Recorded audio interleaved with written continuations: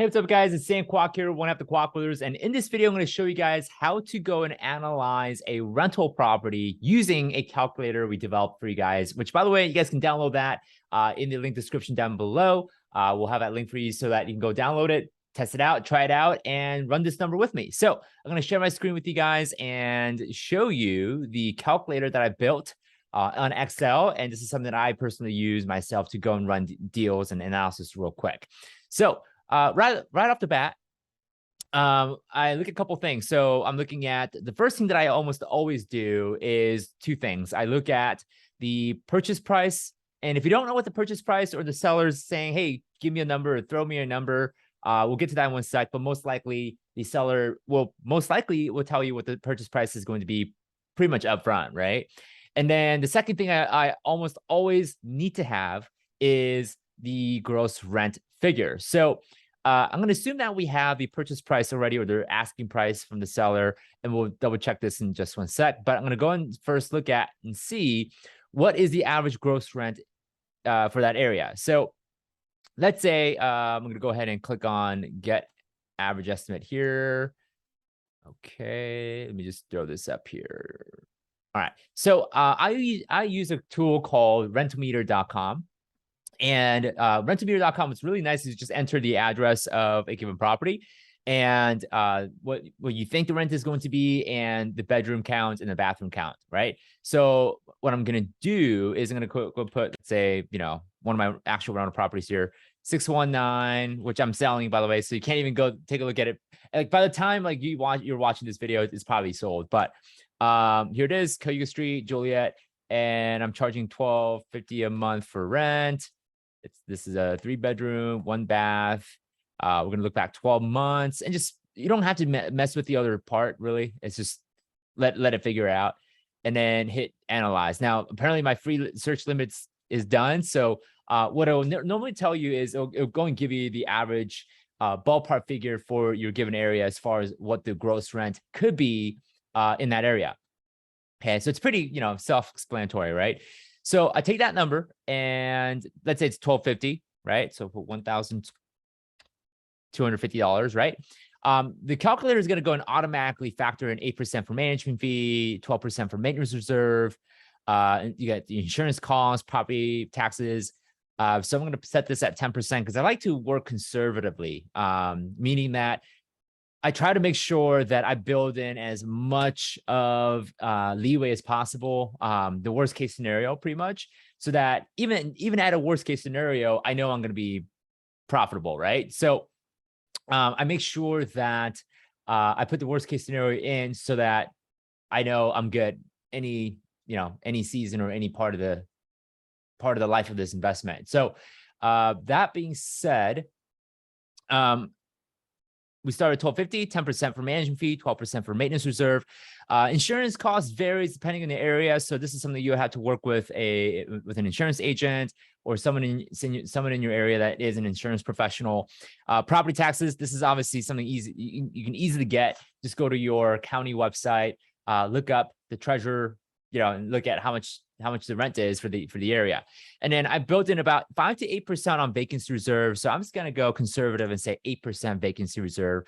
And that gives me my net operating income at $725. Okay. So 58% expense ratio, which is really important. And my annual net at $8,700 a year. Okay. Now, this is where I'm going to go in and calculate some financing. So if the asking price is, let's say, $1,000, or excuse me, the asking price is $100,000, not $100,000. And I'm going to start this loan, let's say, October 15, 2022. I'm going to put 10% down, which is 10% of the, $10,000, 10% down.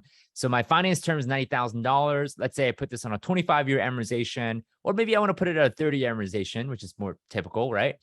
Then my payment every month is going to be $483.14, assuming at 5% interest, right? So I'm actually going to move this up to what's closer to now, 6.5%. My monthly principal interest goes up. And you can see my cash flow every month is now $156.14, right?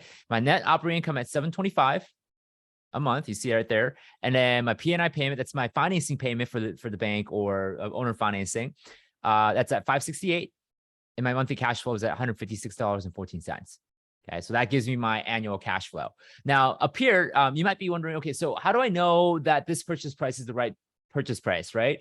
Hopefully you guys at least know by now that you need to be doing comps, especially on a single family residential. On anything that's multifamily, as far as 5+ unit apartments, you're going to use cap rates for the most part.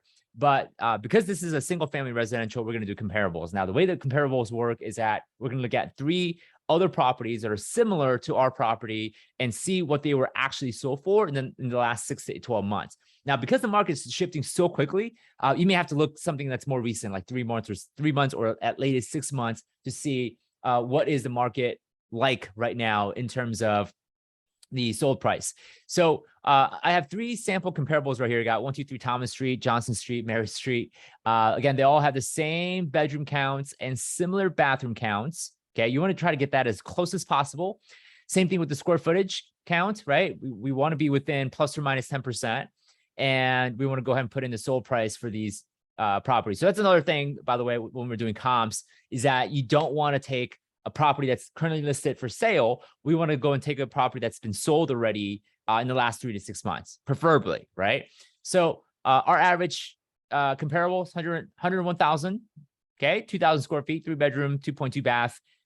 So right now, you know, the average comps in that area is 101,000. Asking price is 100,000. So we're pretty, you know, we're within range. I mean, that's pretty good, right? It's like 1% or 2% difference, which is not the end of the world. So the asking price works. Obviously, this will only apply cap rate. So step 4B will only apply to apartments, 5+ unit apartments.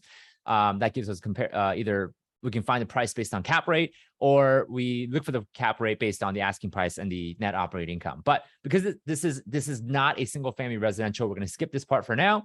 And then for those that have been following us for a while, you guys read our books or seen some of our YouTube videos or training, you guys know that we're a big fan of owner financing and raising capital, right?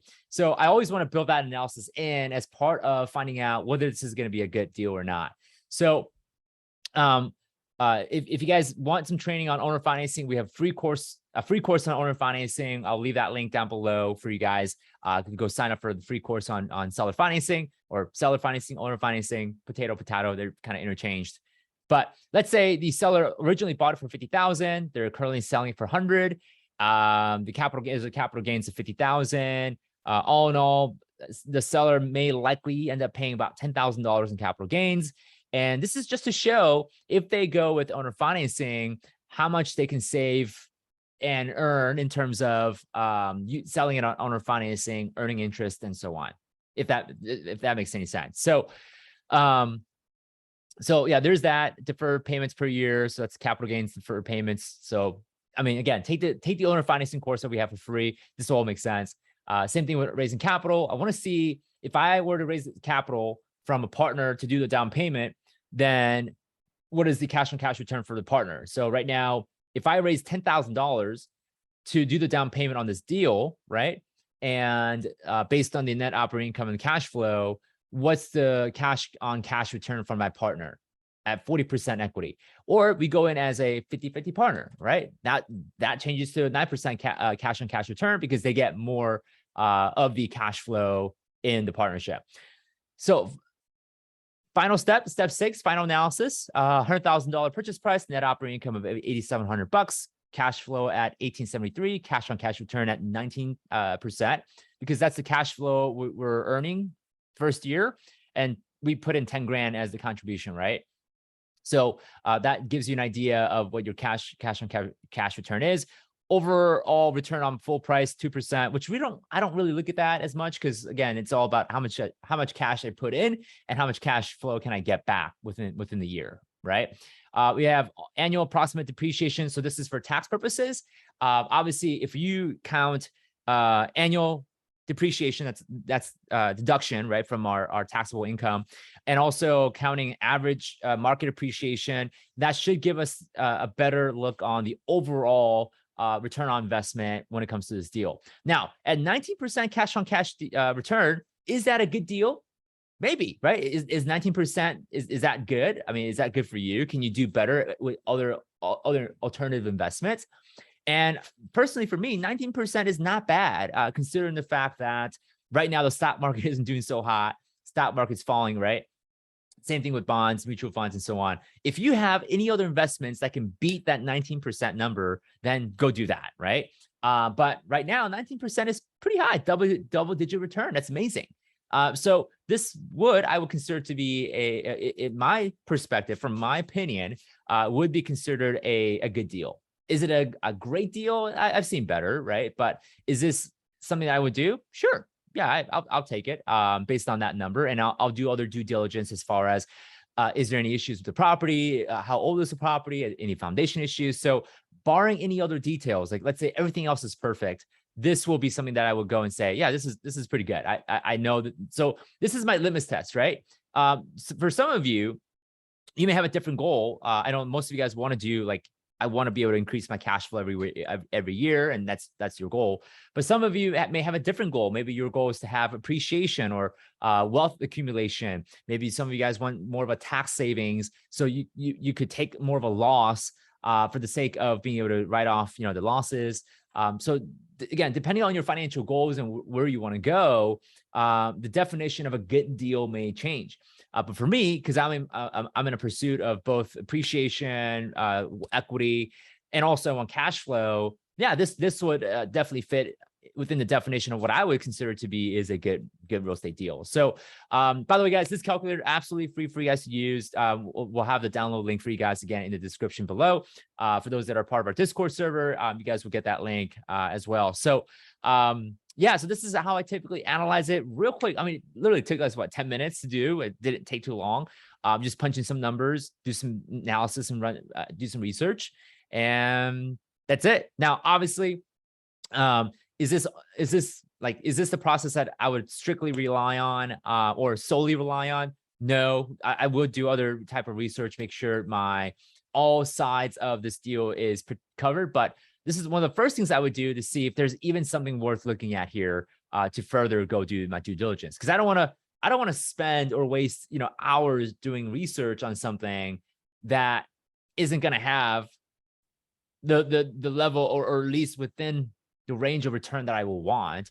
Right. So if 19% is what I could get on paper, then let's go do some more digging to see what other threats or risk is there on this deal. And I need to uncover that as much as possible. So yeah, so that's the process I take. I know some of you guys might be struggling with the question of like, what is considered a good deal? Like, what cash flow should I get? What do I need to be doing, or what do I need to be considering going in to see whether this is a deal or not a deal? So this is personally what I do as one of the first steps. And then obviously I go deeper into analysis if, the first step of this process is looking good.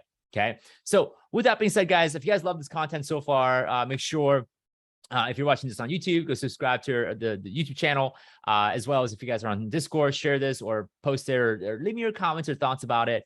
Yeah, I hope this was really helpful for you guys in helping you at least begin the process of analyzing a rental property, because this is how I do it.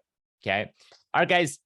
Thank you so much for tuning in, and I will put this recording on YouTube and then also put this recording on Discord as well. Cool. All right, guys. See you guys. Have a good rest of the day. Take care.